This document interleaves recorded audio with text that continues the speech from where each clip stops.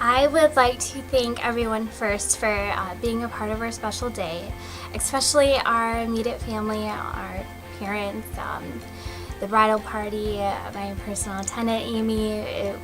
This couldn't have happened without you guys. I appreciate all of the hard work you do, and we love you all, and thank you so much for coming.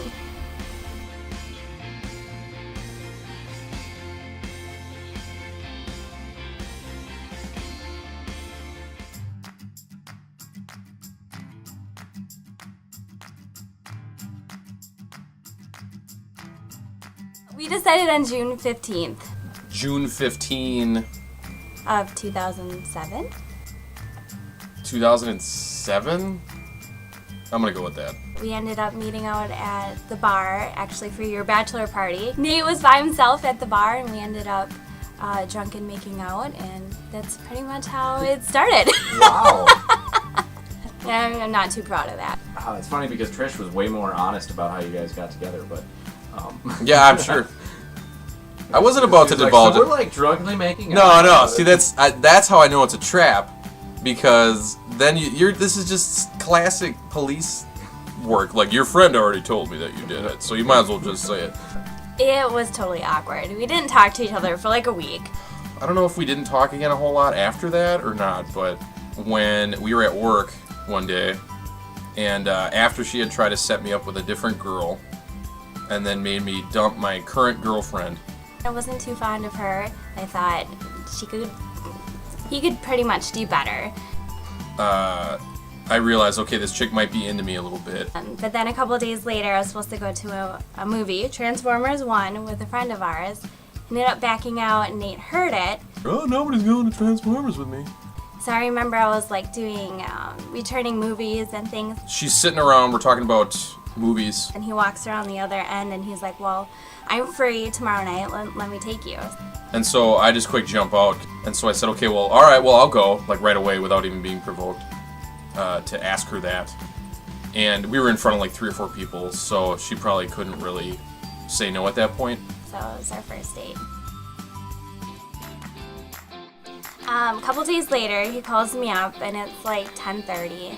I called her at like 11 in the morning. It was like the absolute worst date move ever. I didn't shower or anything like that, and he wakes me up and says, well, I'm on my way to your house. Get ready, I'm taking you out for lunch.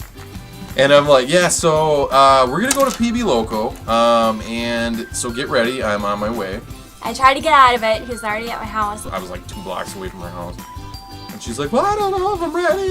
And I'm like, and I was in the I'm gonna take what I want phase, so I'm like, well, you know what, I'm going, so deal with it. So I threw my hair up, and he took me to... So PB Loco, I had the peanut butter, bacon, banana, honey sandwich.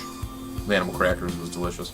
I ordered something, I totally hated it. I'm sure she hated every minute of being there, but He ended up eating my meal and his. whatever. I like to eat, so. And that's what he considers our first date.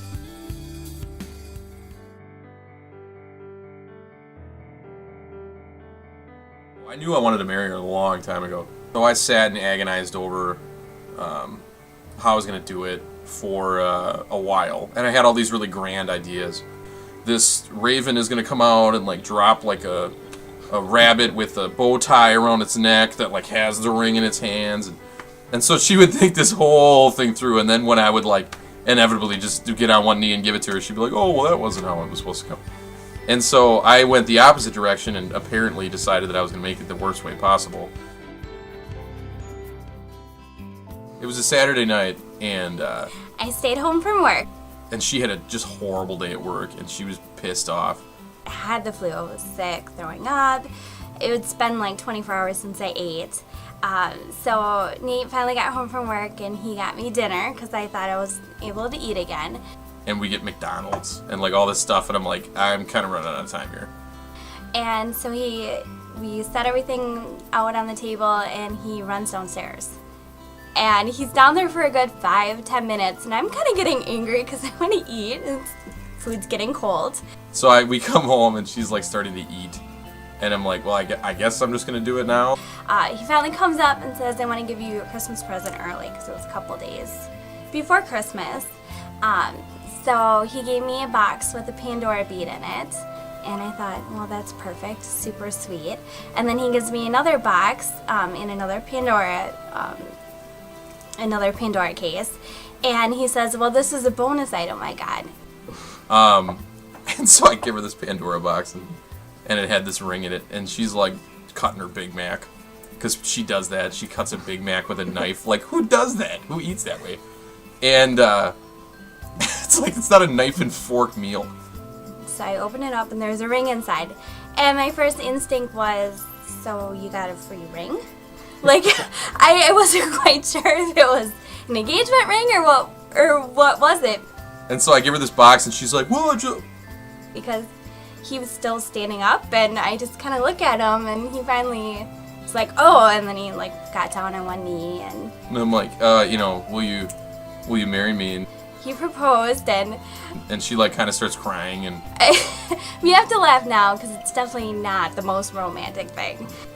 And like it was the most anticlimactic proposal probably ever because we were in my living room sitting in front of a meal of McDonald's on TV trays as she's having her horrible day at work. So yeah, it was pretty bad. But he said that he wanted to do it in our home. Like I made up this whole story later about why I did it this way, but because this is where our future is going to be and where we're going to grow and start a family. So it ended up being romantic, and then he wanted to make sure he was going to do it before Christmas so we could tell everyone. So.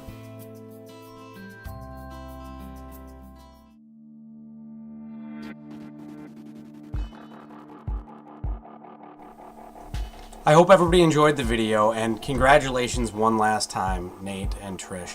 I'm so excited for you, I'm so happy, and I just need to tell you that this entire video has been a pretense. You see, what I needed was for you to set up the audio and video equipment, because for the last decade, I've been holding on to this clip for precisely this moment. So, ladies and gentlemen, my best friend, Nathan Miller. Enjoy.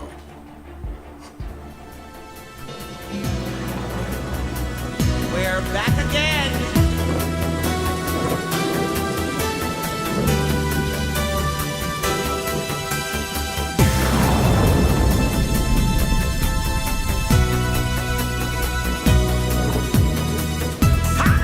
Hi, we're your weather girls, and have we got news for you? Tell us, girl. Get ready, all you lonely girls. What?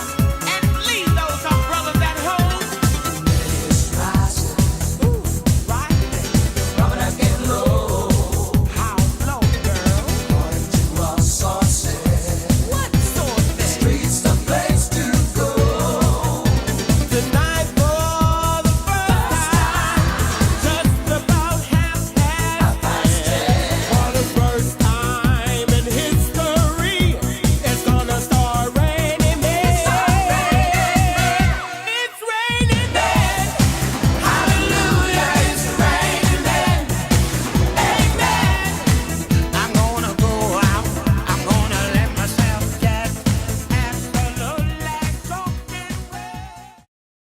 so she would have to pay me dowry. I feel like Jeff would do that. I feel like he would pay me to do that. She is a handful. What do you think is a fair price? At least $50.